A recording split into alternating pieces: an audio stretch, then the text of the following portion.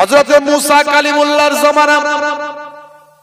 হে তরুণ যুবকেরা, একজন মহিলা দীর্ঘদিন ধরে তার কোনো সন্তান হচ্ছে না। মুসা কালিমুল্লাহর কাছে এসে বললেন, ও আল্লাহর পয়গম্বর, আল্লাহর নবী, আপনি আল্লাহর সঙ্গে কথা বলেন, আল্লাহর সঙ্গে কালাম করেন, আমার জন্য একটু ব্যবস্থা করেন, আল্লাহর সঙ্গে দোয়া চান, আল্লাহকে আমার ব্যাপারে একটু জানান, আমার সন্তান কি আল্লাহ দেবেন না? সন্তান ছাড়া আমি কেমন করে চলতে পারি? আমি মা, আমি কি হতে পারবো না? হে তরুণ যুবকেরা, হে আমার বন্ধুরা, হে আমার মুরব্বিয়ানেরা, শুনে রেখে দিন বাবা। মুসা কালিমুল্লাহ বললেন, ঠিক আছে মা, আমি তুর পাহাড়ে যখন যাব, আমি আল্লাহর সঙ্গে যখন কথা বলবো, তখন তোমার ব্যাপারে আমি জানবো আল্লাহর কাছে কি ব্যাপার, তোমার সন্তান কেন আল্লাহ দেন না, আমি সেটা জানবো। ভাইরা আমার, তরুণ যুবকেরা আমার, মুরব্বিয়ানেরা আমার, হযরতে মুসা কালিমুল্লাহ যখন তুর পাহাড়ে গেলেন, এমন সময় তুর পাহাড়ে উঠেছেন, আল্লাহর সঙ্গে কথা বলছেন মুসা কালিমুল্লাহ। সেই সময় আল্লাহকে বলেন, আল্লাহ, অমুক মহিলা, অমুক অমুক গ্রামের অমুক মহিলা আল্লাহ আমার কাছে দরখাস্ত করেছে আপনার কাছে জানানোর জন্য। আমার আল্লাহ, ওই মহিলার কি আপনি সন্তান কেন দিচ্ছেন না, একটু জানান। আমার আল্লাহ বললেন, ও নবী মুসা কালিমুল্লাহ, শুনে রেখে দাও, ওই মহিলা বাঁচা থাকবে, ওই মহিলার সন্তান হবে না। আমি আল্লাহ কাউকে সন্তান দিই, কাউকে আবার সন্তান দিই না। আমি আল্লাহ যাকে যেটা ইচ্ছা সেটা করি। ইন্নাহু আলিমুম বিজাতি সুদূর, অন্তরের খবর আমি আল্লাহ সবাইয়ের জানি। হে তরুণ যুবকেরা, হে আমার বন্ধুরা, ইন্নাল্লাহা আলা কুল্লি শাইইন কাদির, সমস্ত ক্ষমতার উপর আমি আল্লাহর ক্ষমতা। আমি আল্লাহ কাউকে দিতে পারি, কাউকে না দিতে পারি। যাও গিয়ে বলে দেবে, ওই মহিলাকে আমি সন্তান দেব না বলে ঠিক করেছি, ওই মহিলার সন্তান হবে না, আমি আল্লাহ তোমাকে জানিয়ে দিলাম। হযরতে মুসা কালিমুল্লাহ, ভাইরা আমার, তরুণ যুবকেরা, তুর পাহাড় থেকে নেমে এলেন। নেমে আসার পরে ওই মহিলা জিজ্ঞাসা করলেন, হুজুর, আমার ব্যাপারে কি আল্লাহর দরবারে কোনো খবর আছে?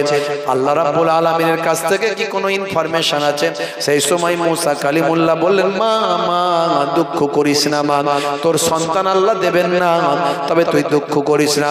আমার আল্লাহ কাউকে সন্তান দেবেন, কাউকে দেবেন না, সেটা আমার আল্লাহর একান্ত ব্যাপার, সেটা আমার আল্লাহর নিজস্ব ব্যাপার। যার সন্তান হয়নি, অনেকে তাকে নিন্দা মন্দা করে, আছে না নাই? আচ্ছা, একটা সন্তান দেওয়ার ক্ষমতা কি তার ওই মহিলার না আল্লাহর? দেবে কে? তাহলে আপনি যে ওই মহিলাকে নিন্দামন্দা করছেন, বাজে কথা বলছেন, তাহলে আল্লাহর হুকুমের উপরে, আল্লাহর নির্দেশের উপরে খবরদারি করছেন, কথা ঠিক না বলুন? তাহলে আপনি কঠিন গুনাহগার হয়ে যাচ্ছেন। আমার আল্লাহ পৃথিবীকে সুন্দর করে সাজিয়েছেন। সব যদি গোলাপ ফুল হতো, সব যদি গোলাপ ফুল হতো, লোকে কি গোলাপ ফুলকে ভালোবাসতো? বাসতো না। রজনীগন্ধা, তারপরে আপনার মালতী ফুল, আপনার আরো হাজারো ফুল, তার মাঝখানে গোলাপ ফুল, তাই তো গোলাপ ফুলকে লোকে ভালো করে ভালোবাসে, নাকে শোকে, পকেটে রাখে। তাহলে আমার আল্লাহ পৃথিবীকে সাজানোর জন্য যেটা দরকার সেটা দিয়েছেন। কাউকে অন্ধ করেছেন, কাউকে খোড়া করেছেন, কাউকে খঞ্জর করেছেন, কাউকে সন্তান দেননি, কাউকে কালো করেছেন, কাউকে সাদা করেছেন।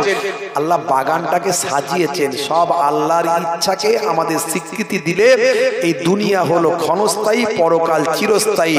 যে আল্লাহর নির্দেশকে মান্যতা দেবে, সে এই ক্ষণস্থায়ী জীবনে কিছুটা তার মনে দুঃখ কষ্ট হতে পারে, কিন্তু সেটা দুঃখ কষ্ট করবে না, তবেই সে পরকালে চিরস্থায়ী জান্নাতে আল্লাহর সুখ লাভ করবে।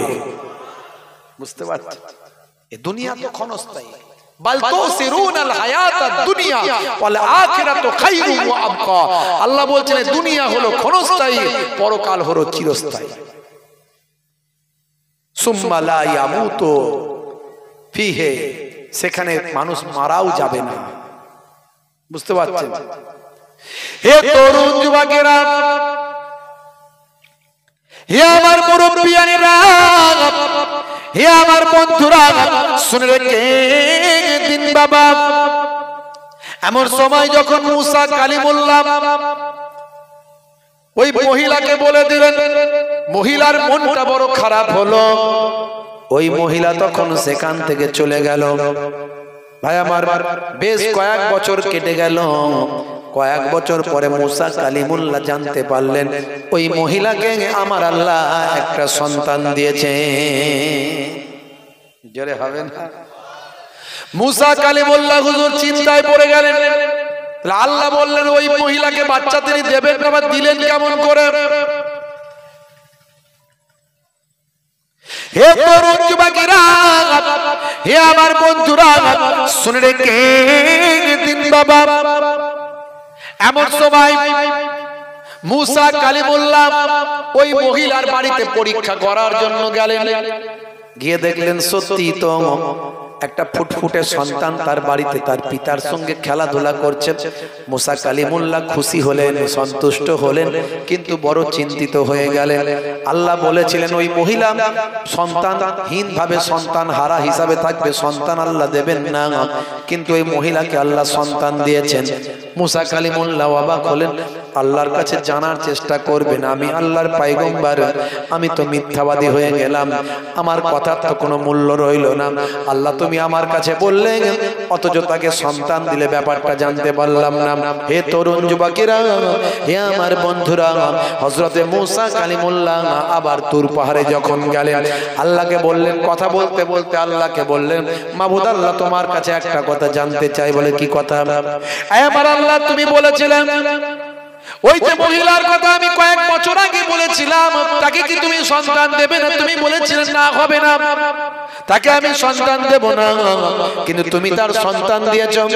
হে তরুণ যুবকেরা, হে আমার মুরব্বিয়ানেরা, এমন সময় হযরতে মুসা কালিমুল্লাহকে আল্লাহ বললেন, হে মুসা কালিমুল্লাহ, আমি তার সন্তান কেন দিয়েছি, তুমি যদি এর খবরটা জানতে চাও, এর ভেদটা যদি বের করতে চাও, তাহলে তোমাকে একটা কাজ করতে হবে। বলে কি কাজ? যাও তোমার বানি ইসরাইলের মানুষদের মাঝখানে বলবে, কে আছো আল্লাহর আসিক, কে আছো আল্লাহর ভক্ত, কে আছো আল্লাহর মহাব্বতের বান্দা, যার নিজের শরীরের একটু গোশত এই প্লেটে কেটে দাও। একটু যে আমার আশিক হবে তার শরীরের একটু গোশত কেটে আমার কাছে নিয়ে এসো। তাকে বলো যে তার শরীর থেকে একটু গোশত কেটে আমার কাছে দেয়, যেন একটা প্লেটে করে আমার কাছে নিয়ে এসো, আমি আসল ভেদটা বলবো। আচ্ছা বলুন তো, বানি ইসরাইলের মানুষদের কাছে যখন মুসা নবী বললেন, হ্যাঁ গা তোমরা সব আল্লাহকে ভালোবাসো, সবাই বলে হ্যাঁ, কেউ তো বলবে না না তোমরা আল্লাহর সব আশিক, বলে হ্যাঁ, আল্লাহ ছাড়ার কাছে কে? আর তুমি মুসা নবী, তোমাকে আল্লাহ এত বড় শক্তি দিয়েছে, হাতের লাঠি ছাড়লে বিরাট বড় সাপ হয়ে যায়, হাতটা ঘোরালে বিরাট বড় আলো হয়, এ তো আল্লাহ দেওয়া মুজিজা, তা আমরা তো আল্লাহ মানি। তাহলে শোনো, কে আছো, কে আছো তোমাদের মধ্যে থেকে আল্লাহর নেক বান্দা, আল্লাহর আশিক বান্দা? এই যে আমি প্লেট দিলাম আর ছুরি দিলাম, নিজের শরীর থেকে একটু গোশত কেটে এই প্লেটে দাও। মুসা নবীকে দেখছে আর পেছন দিকে তাকিয়ে পালাচ্ছে, সর্বনাশ করেছে, শরীর থেকে গোশত কেটে দিতে বলছে। ভালোবাসা মানে কি গোশত কেটে দিতে হবে? মুসা নবী যা কি বলে সে পেছন দিকে পালায়, বুঝতে পারছে? এখন এরকম যদি বলা হয় আমরা কারা নবীর জন্য জীবন দিতে পারি, হাত তুললে সবাই বলে আমরা আছি, সবাই আছি। আর যদি সেদিন এমন একটা সময় আসে নবীর জন্য জীবন দিতে হবে, তখন পেছন দিকে তাকিয়ে দেখবে কেউ নাই, সব ফাঁকা। কথা ঠিক না ভুল? ওপরের লেভেল ভালো, ভিতরের ইঞ্জিন কালো। আমি এই জন্য বলি রোল নাম্বার ফাঁকা, খাতা ভর্তি লেখা, মাস্টার খাতা দেখবে না। হে তরুণ যুবকেরা, হে আমার বন্ধুরা, হে আমার মুরব্বিয়ানেরা, হে মুসলমান, নবীর ইশক, নবীর মহব্বত সব কিছুর থেকে বেশি ভালোবাসতে হবে। আল্লাহর ইশক, আল্লাহর মহব্বত সব কিছুর থেকে বেশি ভালোবাসতে হবে। আল্লাহ বলছেন, শুনে রেখে দাও, ইয়া আইয়ুহাল্লাযীনা আমানুত্তাকুল্লাহা হাক্কা তুকাতিহি ওয়া লা তামুতুন্না ইল্লা ওয়া আনতুম মুসলিমুন। হে ঈমানদারেরা, তোমরা আমি আল্লাহ তাআলাকে ভয় করো, ভয় করার মতো ভয় করো। আর ততক্ষণ পর্যন্ত মরো না যতক্ষণ না সাচ্চা মুসলমান, সাচ্চা ঈমানদার না হয়ে যাও। সাচ্চা ঈমানদার হতে গেলে আপনাকে আমাকে সব কিছুর থেকে বেশি ভয় করতে হবে কাকে? জোরে বলেন কাকে? সব কিছুর থেকে বেশি ভয় করতে হবে আল্লাহ। আল্লাহর নবী আখিরি জামানার পয়গম্বর বলেন, হে দুনিয়ার মানুষ শুনে রেখে দাও, লা ইউমিনু আহাদুকুম হাত্তা আকুনা আহাব্বা ইলাইহি মিন ওয়ালিদিহি ওয়া ওয়ালাদিহি ওয়ান নাসি আজমাইন। ততক্ষণ পর্যন্ত তোমরা মুমিন হতে পারবে না যতক্ষণ না সবচেয়ে বেশি তোমাদের বাপ মা, সন্তান সন্ততি, কাজ কারবার, মাল মাতা সবের থেকে বেশি আমি রাসূলকে বেশি না ভালো না বাসতে পারো। সবচেয়ে বেশি আমি রাসূলকে ভালোবাসতে হবে। সবচেয়ে বেশি ভালো না বাসলে আমরা প্রকৃত, হে দুনিয়ার মানুষ শুনে রেখে দাও, হে আমার উম্মত উম্মতিরা, যতক্ষণ না তোমরা সব কিছুর থেকে আমি রাসূলকে বেশি না ভালোবাসো ততক্ষণ পর্যন্ত তোমরা প্রকৃত মুমিন হতে পারলে না। প্রকৃত মুমিন হতে গেলে সবচেয়ে বেশি রাসূলকে ভালোবাসতে হবে। শুধু মুখে বললে হবে না রাসূলের জন্য সব পারি, রাসূলের জন্য সবকিছু করে দেখাতে হবে। সেই নবী, সেই রাসূল। হে তরুণ যুবকেরা, মুসলমানের ছেলে শাহরুখ খানের ভক্ত, সলমান খানের ভক্ত, মুসলমানের ছেলে নায়ক গায়কের ভক্ত। হে তরুণ যুবকেরা, তাদের মতো চুলের ছাট, তাদের মতো হাঁটা, তাদের মতো পোশাক, নাম রেখেছে ডায়মন্ড, হাতে ধরেছে স্মার্টফোন, কানে লাগিয়েছে হেডফোন, গান শুনছে পাগল মন। ফারিস্তা বলবে শোন, কবরে গেলে বুঝবি তখন। মুসলমানের ছেলে 1 2 3 4 টাকার জন্য হব চোর, 5 6 7 8 টাকা পেলে সবাই সাইড, 9 10 টাকাই প্রেম মাটি, টাকা টাকা মাটি। বলে ভাই টাকা দে নাই মা দেখা দে। হে তরুণ যুবকেরা, হে আমার বন্ধুরা, শুনে রেখে দিন বাবা, জেনে রেখে দিন বাবা। মাঝে মাঝে মানুষকে বোঝানোর জন্য তাই এই বক্তব্যগুলো আমি দিয়ে একটুখানি। ভাইরা আমার, তরুণ যুবকেরা আমার, মুরব্বিয়ানেরা আমার, কষ্ট হচ্ছে আপনাদের? একটু হ্যাঁ হতেন, কষ্ট হচ্ছে? হ্যাঁ ভাইরা আমার, তরুণ যুবকেরা আমার, মুরব্বিয়ানেরা আমার, শুনে রেখে দিন বাবা, জেনে রেখে দেন। হে মুসলমান, আপনাকে আমাকে পরিপূর্ণ ঈমানদার হতে হবে। এই জন্য আমি বলি, পৃথিবীটা ডাকানা সবাই তাতে মজেছে, যে যেভাবে যাকে খুশি মুরগি দেখো করেছে। একে অপরকে বোকা বানানোর জন্য অস্থির। দোকানদার খদ্দেরকে বোকা বানায়, খদ্দেরও মাঝে মাঝে ছেঁড়ার টাকা, জাল টাকা লুকিয়ে ভাঁজ করে মুড়ে দিয়ে বোকা বানিয়ে দেয়। আচ্ছা না, নাই? যে যাকে পারে মোটামুটি। আমাদেরকেও মাঝে মাঝে হুজুরদেরকে দেখবেন, জলসা থেকে যখন যাব 10 টাকা 20 টাকার এত বড় মোটা নোট, বাবা ঠিকঠাক দিয়েছে তো? হ্যাঁ, বলে হুজুর চিন্তা করবেন না, যা কথা ছিল তাই। গিয়ে দেখা গেল মাল হাফ করে দিয়েছে। তাহলে বোকা বানায় কি বানায় না? পৃথিবীটা ডাকানা সবাই তাতে মজেছে, যে যেভাবে যাকে খুশি মুরগি দেখো করেছে। উপর থেকে নিচে অবধি, উপর থেকে নিচে অবধি চোরে সবই ভরেছে। ওরা গাছের খেয়েছে, ওরা নিচের খেয়েছে, ওরা গাছের খেয়েছে, ওরা নিচের খেয়েছে। একটু কবি, ভাঙাচোরা কবি আর কি, মাঝে মাঝে একটু 2-4 লাইন লিখি। কতক নেতা দেখবে আবার বক্তৃতা দেয় মাইকে, মিষ্টি মিষ্টি কথাতে তার প্রাণটা তোমার জুড়াবে। কাটমানি আর তোলাবাজি, কাটমানি আর তোলাবাজি সবই তারা তুলেছে। ওরা গাছের খেয়েছে, ওরা নিচের খেয়েছে, ওরা গাছের খেয়েছে, ওরা নিচের খেয়েছে। রক্ষক আজ ভক্ষক সেজে মানুষ লুটেছে, পুলিশ কিংবা ডাক্তার যে হোক কমিশন খেয়েছে। আমাকে একজন অ্যাড্রেস দিল কলকাতায় 4 নম্বর ব্রিজের কাছে, পাক সার্কাস 4 নম্বর ব্রিজের কাছে বাচ্চাদের হসপিটাল আছে, তার পাশেই আপনি খোঁজ খবর নিয়ে যাবেন। ওখানে দেখবেন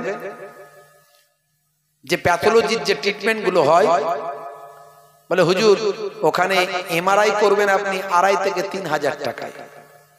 একই এমআরআই, একই মেশিন, খুব হাই লেভেলের মেশিন, খুব বিরাট বড় প্যাথোলজি, যেটা অন্য জায়গায় করতে গেলে আপনার 12, 14, 15,000 খরচা, সেটা এখানে 2.5 থেকে 3,000। কি করে সম্ভব? বলে হুজুর এখানে কমিশন লাগে না, আর এরা একটা নিজস্ব চ্যারিটেবল ট্রাস্টের মধ্যে দিয়ে করে, এরা শুধু যেটুকু খরচা না নিলে নয় সেটা দেয়। বাহ, বলতে এটাই অরিজিনাল রেট, কিন্তু আপনি রেট পাচ্ছেন কতই? এমআরআই করতে গেলে 15,000। রক্ষক আজ ভক্ষক সেজে মানুষ লুটেছে, পুলিশ কিংবা ডাক্তার যে হোক কমিশন খেয়েছে।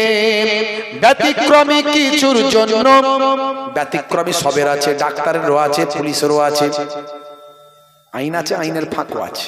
কথা ঠিক না বল? তাহলে আমাকেও তো আমার ফাঁক রেখে কথা বলতে হবে, নাহলে পরের দিন আমাকে ধরবে, হুজুর আপনি আমাদের বদনাম করছেন। হ্যাঁ, ব্যতিক্রমী কিছুর জন্য সমাজ চলছে, ওরা গাছের খেয়েছে, ওরা নিচের খেয়েছে, ওরা গাছের খেয়েছে, ওরা নিচের খেয়েছে। অফিসারের অফিসে কোনো কাজে গেলে সেখানেতেও কতক কাজে ঘুষটা চেয়ে নেবে। টেবিলের তলা থেকে হাত বাড়িয়ে দেবে, দিয়ে দাও, মাল করে দাও, তবে সই হবে। কথা ঠিক না ভুল? হ্যাঁ, তবে কিছু লোক ভালো আছে। অফিসারের অফিসে কোনো কাজে গেলে সেখানেতেও কতক কাজে ঘুষটা চেয়ে নেবে। উপরেতে পাঠাতে হয়, উপরেতে পাঠাতে হয়, তাই তো চেয়েছে ওরা গাছের খেয়েছে, ওরা নিচের খেয়েছে, ওরা গাছের খেয়েছে, ওরা নিচের খেয়েছে। ধর্ম ধর্ম করে আজ নেশায় রেখেছে, তারার আলে দ্রব্য মূল্য বৃদ্ধি করেছে। ধর্ম ধর্ম করে আজ নেশায় রেখেছে, তারার আলে দ্রব্য মূল্য বৃদ্ধি করেছে। তেলা মাথায় তেল দিয়েছে, তেলা মাথায় তেল দিয়েছে, গরিব মরেছে, ওরা গাছের খেয়েছে, ওরা নিচের খেয়েছে, ওরা গাছের খেয়েছে, ওরা নিচের খেয়েছে। শেষে উপসংহারে আমি যেটা বলেছি, সব সমস্যার সমাধান হবে কি করে? সব সমস্যা খুঁজবে রে ভাই শিক্ষা যদি থাকে, কোরআনের ওই প্রথম শব্দ ইকরা খোদা বলে। জোরে হবে না? ইকরা মানে কি? পড়ো, পড়তে থাকো, শিখতে থাকো, জানতে থাকো, বুঝতে থাকো। আমরা বুঝি না, জানি না, এই জন্য সব জায়গায় ঠকি। দেখবেন, এই জন্য ছেলেদেরকে শিক্ষিত করুন। আপনার ইনকামের 70% সন্তানের জন্য ব্যয় করুন, 30% দিয়ে সংসার চালান। এক চাঁদে পৃথিবী আলো হতে পারে। এপিজে আব্দুল কালামের বাপ ছিল একজন ইমাম সাহেব। ইমাম সাহেবের সন্তান ভারতের গর্ব মিসাইল ম্যান, পরমাণু বিজ্ঞানী। পৃথিবীর মানচিত্রে ভারতের নাম যতদিন থাকবে, পৃথিবীর মানচিত্রে ইতিহাসের পৃষ্ঠায়, ততদিন পর্যন্ত মুসলমান ঘরের সন্তান এপিজে আব্দুল কালামের নামটাও থাকবে। ভাইরা আমার, অনেকে তার বিরুদ্ধে গুজব ছড়ান, তিনি নাকি নামাজ পড়তেন না, তিনি নাকি মুসলমান ছিলেন না। ওসব বাজে কথা। তিনি নামাজ পড়তেন, ঈদের নামাজ পড়েছেন, তার ছবি আছে। তিনি সমস্ত ধর্মকে সম্মান করতেন। এটা তো আমার নবীর আদর্শ। তিনি পৃথিবী বিখ্যাত একজন বিজ্ঞানী, এটা আমাদের গর্ব।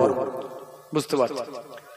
সব সমস্যা খুঁজবে রে ভাই শিক্ষা যদি থাকে, কোরআনের ওই প্রথম শব্দ ইকরা খোদা বলে। ভাইরা সব শিক্ষিত হও, ভাইরা সব শিক্ষিত হও। হুসাইনি বলেছে ওরা গাছের খেয়েছে, ওরা নিচের খেয়েছে, ওরা গাছের খেয়েছে, ওরা নিচের খেয়েছে। ভাইরা আমার, তরুণ যুবকেরা আমার, তাহলে আপনাকে আমাকে যা করব কাজগুলো সব আন্তরিকতার সঙ্গে, আপনার আমার নবীকে অন্তর থেকে ভালোবাসতে হবে, আল্লাহর নির্দেশ অন্তর থেকে মানতে হবে। উপরে লোক দেখিয়ে লাভ নাই, লোক দেখানো কোনো দরকার নাই, আল্লাহ পছন্দ করেন না। হাইব্রিড তসবিহ নিয়ে ঘুরে বেড়াচ্ছেন, লোকে বলবে বড় তসবিহওয়ালা। না না, আপনি যতটুকু ইবাদত করেন আল্লাহর নৈকট্য হাসিলের জন্য করেন, ওটা কাল কিয়ামতের দিনে আপনার আমার নাজাতের জারিয়া হবে। হে তরুণ যুবকেরা, হে আমার বন্ধুরা, হে আমার মুরব্বিয়ানিরা, শুনে রেখেন দিন বাবা। এমন সময় দেখতে পাওয়া যায় হযরতে মূসা কালিমুল্লাহ যখন বনি ইসরাইলের মানুষদেরকে বললেন তোমরা তো আল্লাহকে ভালোবাসো, বলে হ্যাঁ। তাহলে শোনো, কেমন আছো আল্লাহর আশিক? আমার আল্লাহ বলেছেন কেউ যদি এমন আল্লাহর, আমি আল্লাহর আশিক থাকে, সে যেন তার শরীরের একটু গোশত কেটে নিয়ে আমার এই ট্রেতে দিয়ে দেয়। এই নাও ছুরি আর এই নাও প্লেট। এ কথা শোনার সঙ্গে সঙ্গে বনি ইসরাইলের মানুষগুলো মূসা নবীকে যখনই দেখে তখনই লুকিয়ে পড়ে। কেউ আর মহব্বত দেখাচ্ছে না, সব মহব্বত শেষ। আল্লাহ পরীক্ষা করছেন কেমন মহব্বত করছে। আমার আল্লাহ কোরআন মাজিদের ভিতরে বলেছেন, হে দুনিয়ার মানুষ শোনো, ইয়া আইয়ুহাল্লাযীনা আমানু লা তুলহিকুম আমওয়ালুকুম ওয়ালা আওলাদুকুম আন যিকরিল্লাহ ওয়া মান ইয়াফআল যালিকা ফাউলাইকা হুমুল খাসিরুন। হে দুনিয়ার মানুষ শুনে রেখে দাও, না ভুলা দে মাল तुम्हारा और औलाद तुम्हारे अल्लाह की इबादत से। তোমরা যদি তোমাদের মাল সম্পদ, তোমাদের সন্তান সন্ততি পেয়ে যদি তোমরা আল্লাহর ইবাদতটা ভুলে যাও, আল্লাহর নির্দেশনা যদি ভুলে যাও, আমি আল্লাহ বলি তোমরা ক্ষতিগ্রস্ত হবে।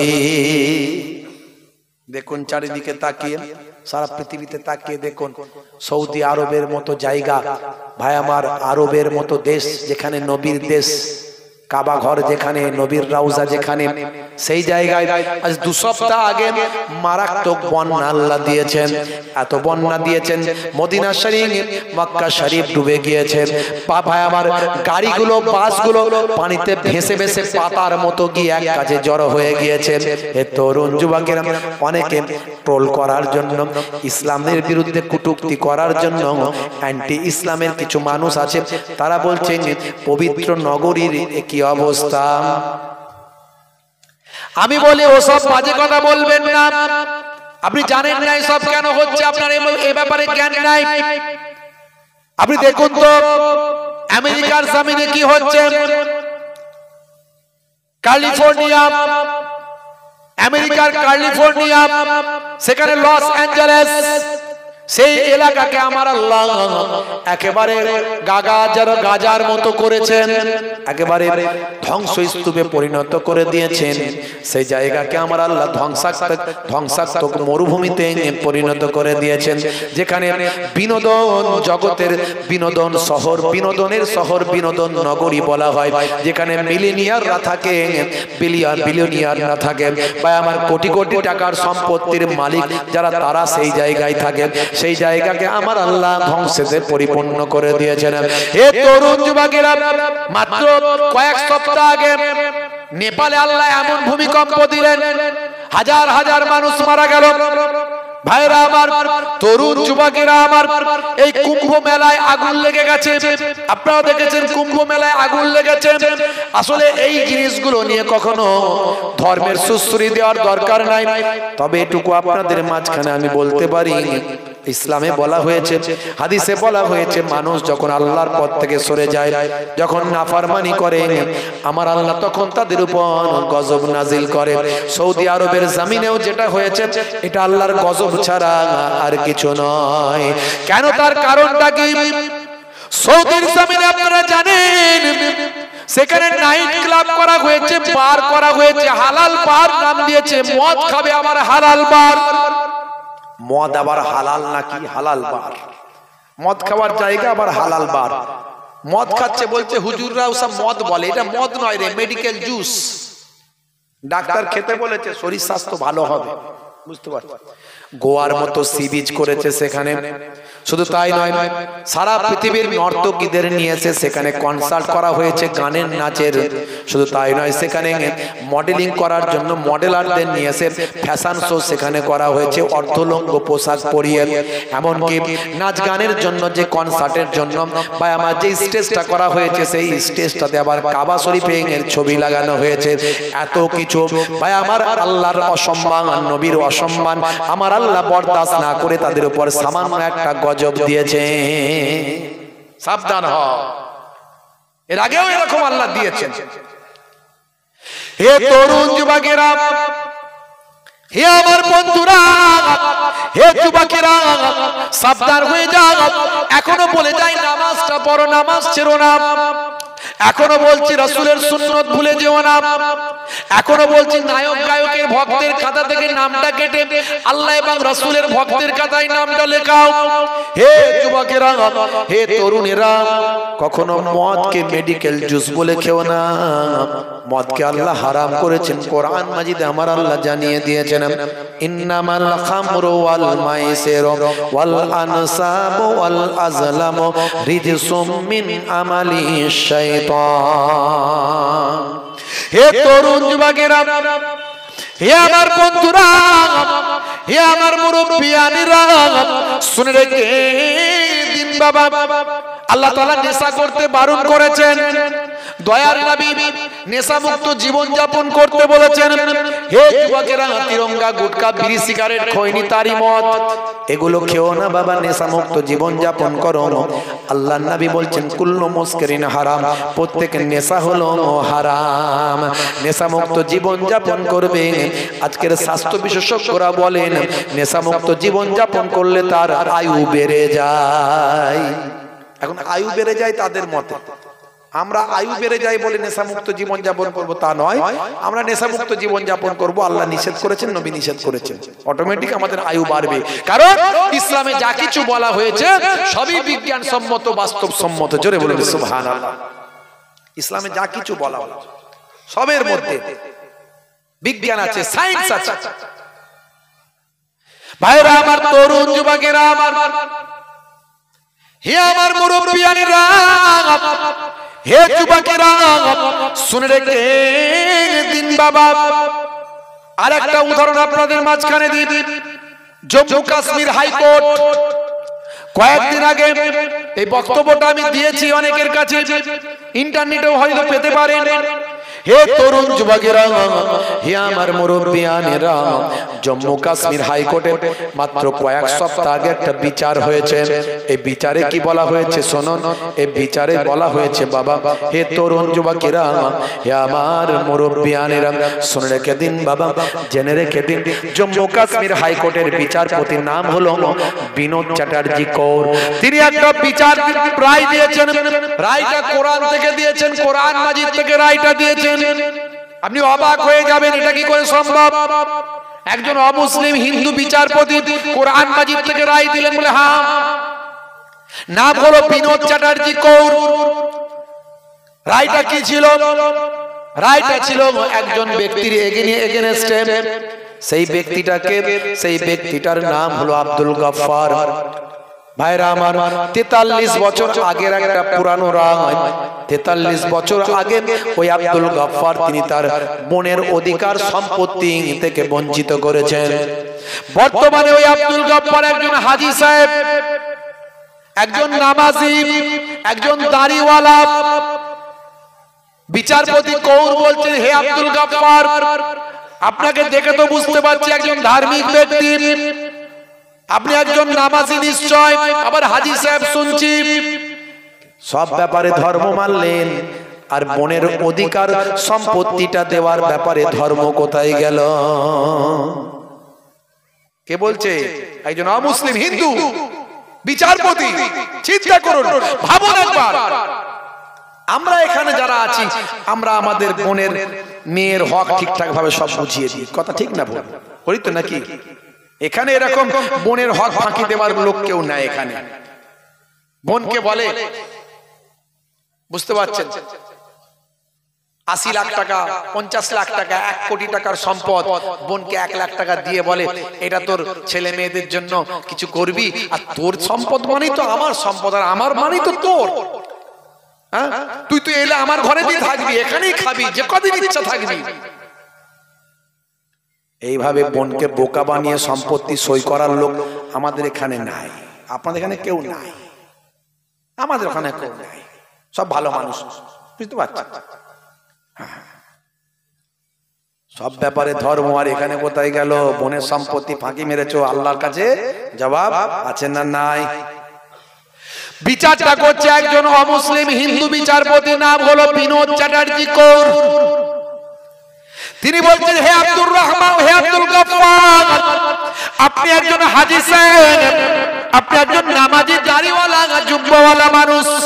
43 বছর আগে আপনার বোনের অধিকার আপনি ফাঁকি দিয়েছেন। আপনি কি জানেন আপনার এই বিচারটা করার জন্য আমি কোরআন মাজিদ পড়েছি? জোরে হবে না? জোরে হবে না? আপনার এই বিচারটা করার জন্য আমি কোরআন মাজিদ স্টাডি করেছি। আপনি একজন ধার্মিক মানুষ হলেন, কিন্তু কোরআন আপনি কি পড়লেন না, জানলেন না। কোরআনের সূরা নিসা কি আপনি পড়েছেন? শুনুন তাহলে আমি আপনাকে বলি। সেই সময় বিচারপতি কৌর বললেন, হে আব্দুল গফফার শুনুন, কোরআন মাজিদের সূরা নিসায় আপনি যাবেন। সূরা নিসার 11 নম্বর আয়াতে আল্লাহ কি বলছেন?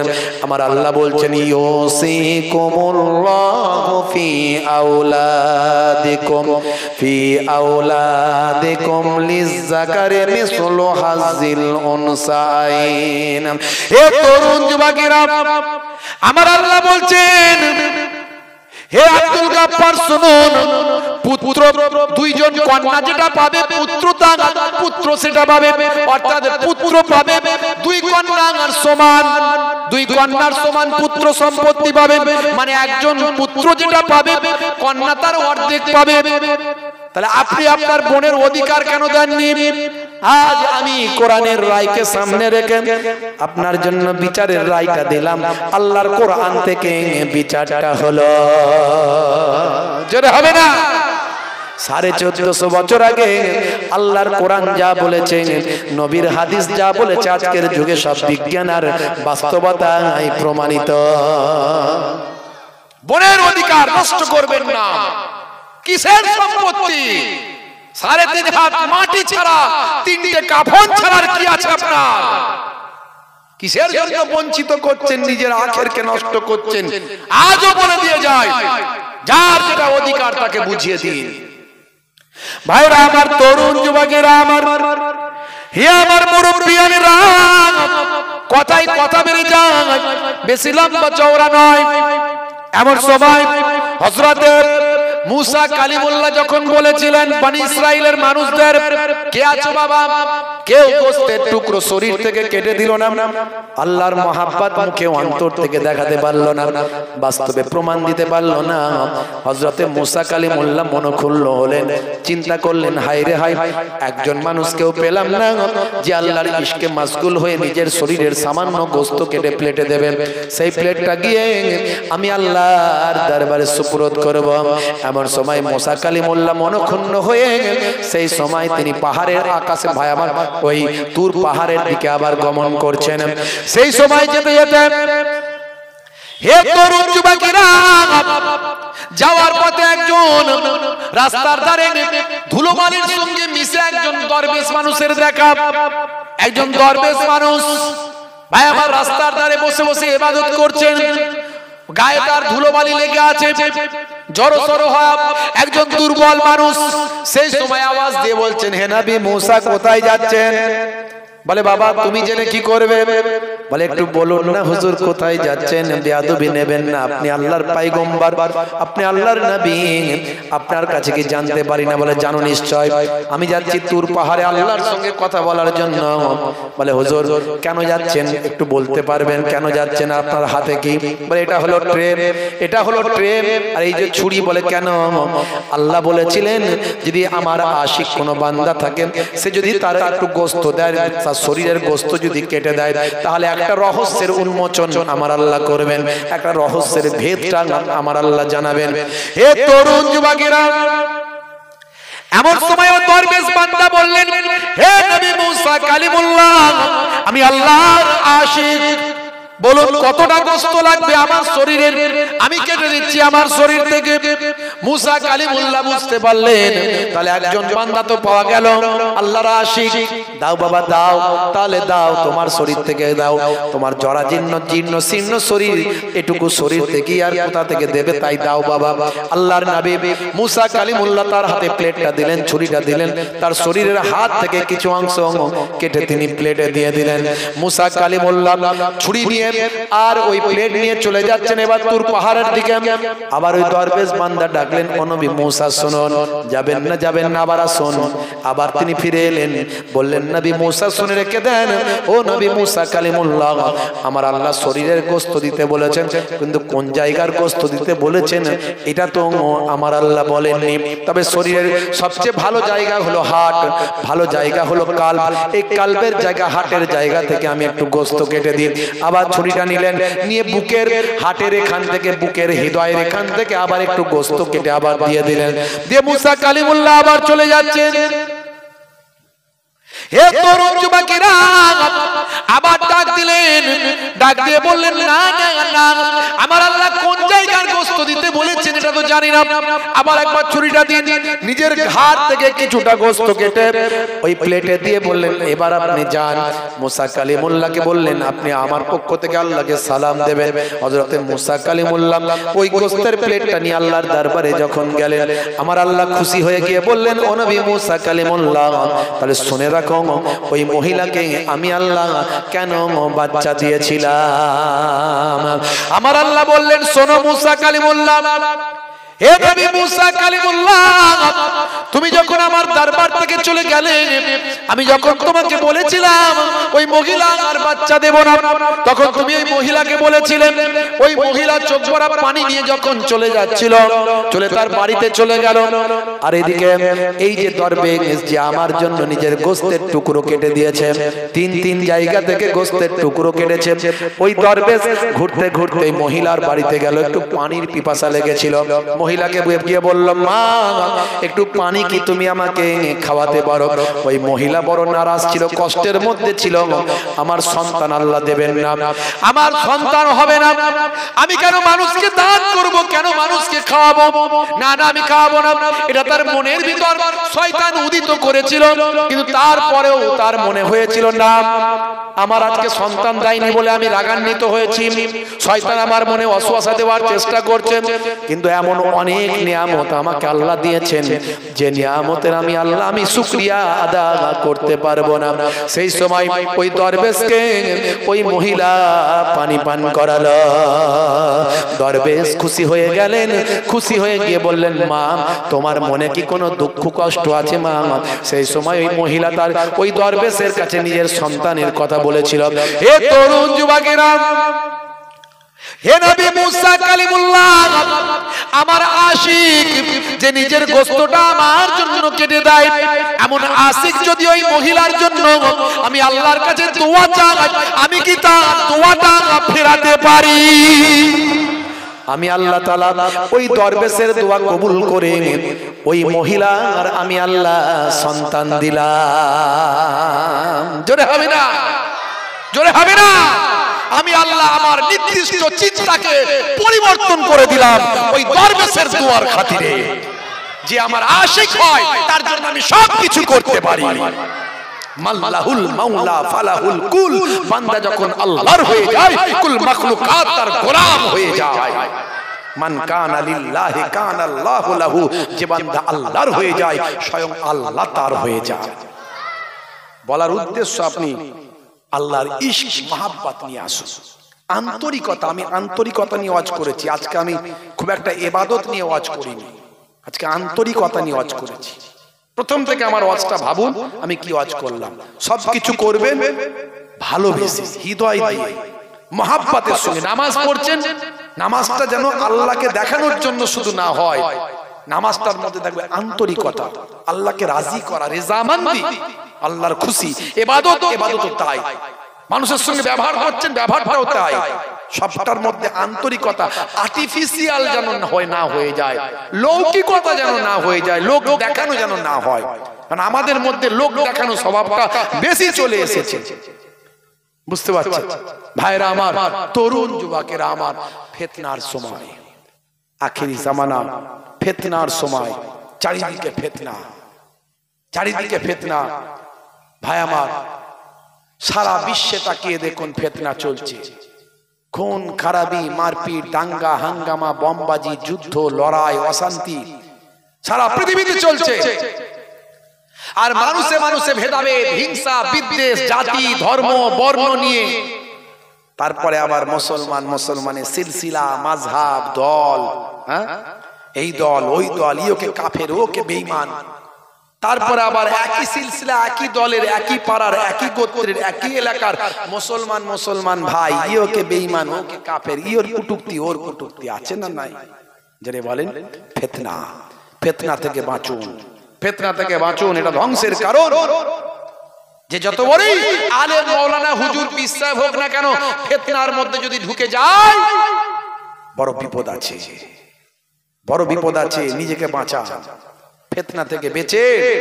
আপনি চলুন, চায়ের দোকানে বসে বসে গীবত হচ্ছে, অমুক পীর সাহেব এই বলেছে, অমুক মাওলানা ওই বলেছে, অমুক পীর সাহেব খারাপ, অমুক পীর সাহেব অমুক, ও তো অমুক হয়েছে, অমুক হয়েছে, এই যে আপনি সমালোচনা করলেন, করে আপনিও ফিতনার মধ্যে ঢুকে গেলেন। ফিতনা যখন কানে আসবে সরে চলে যান সেখান থেকে, নিজেকে বাঁচান।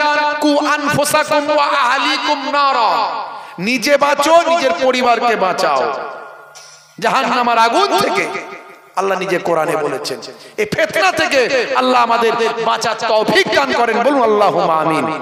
ভাই, জোর করে কেউ কারো ঘাট ধরে তুলতে পারে না, আর কেউ কারো ঠ্যাং ধরে নামাতে পারে না। পারবে? যে বলেন, এ কি কাউকে কোনোভাবে কিছু করার জিনিস? ঘাট ধরে কেউ কাউকে তুলে দিল, এই উপরে উঠে যা, উঠে গেল। আবার কেউ কাউকে ঠ্যাং ধরে নামিয়ে দিল, এই নেমে যা, নেমে গেল।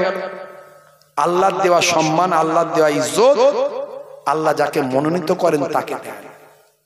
এই জোর করে কিছু হয় না। কেউ ধরে চাগিয়েও তুলে দিতে পারবে না, আর কেউ ঠ্যাং ধরে নামিয়ে দিতে পারবে না। এই পৃথিবীতে চারিদিকে শুধু ফিতনা চলছে, সম্মান, ইজ্জত, গাড়ি বাড়ি, জায়গা জমি, সম্পত্তি, এগুলো কিন্তু ক্ষণস্থায়ী, চিরস্থায়ী নয়। চিরস্থায়ী হলো আখিরাত। সে আখিরাতের কথা আপনাকে আমাকে ভাবতে হবে। বাপেরা আমার, তরুণ যুবকেরা আমার, মুরব্বিয়ানেরা আমার, খুব অল্প সময়ে দু চার কথা আলোচনা করলাম, আপনাদের খেদমত থেকে বিদায় নেব। একবার মোহাব্বতের সঙ্গে দরুদ শরীফ আল্লাহুম্মা সাল্লি আলা। পরের হুজুরকে নিয়ে চলে আসেন।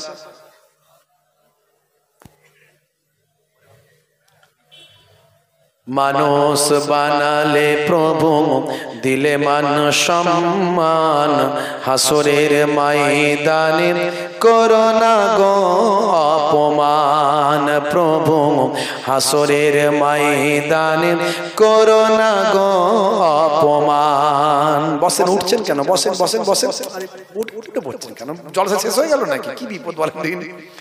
মানুষ বানালে প্রভু, দিলে মান সম্মান, হাসরের ময়দানে করোনা গো অপমান। প্রভু হাসরের ময়দানে করোনা গো অপমান। পাপগুলো ঢেকে রেখো, ভালোবেসে কাছে ডেকো। পাপগুলো ঢেকে রেখো, ভালোবেসে কাছে রেখো। কণ্ঠে জাগিয়ে দিও রাসূলের গান, হাসরের ময়দানে করোনা গো অপমান। প্রভু হাসরের ময়দানে করোনা গো অপমান। জোরে হবে না? জোরে হবে না?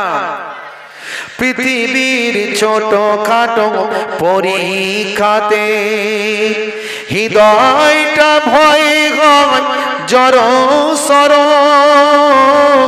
পৃথিবীর ছোট খাটো পরীক্ষাতে হৃদয়টা ভয় হয় জড়সড়।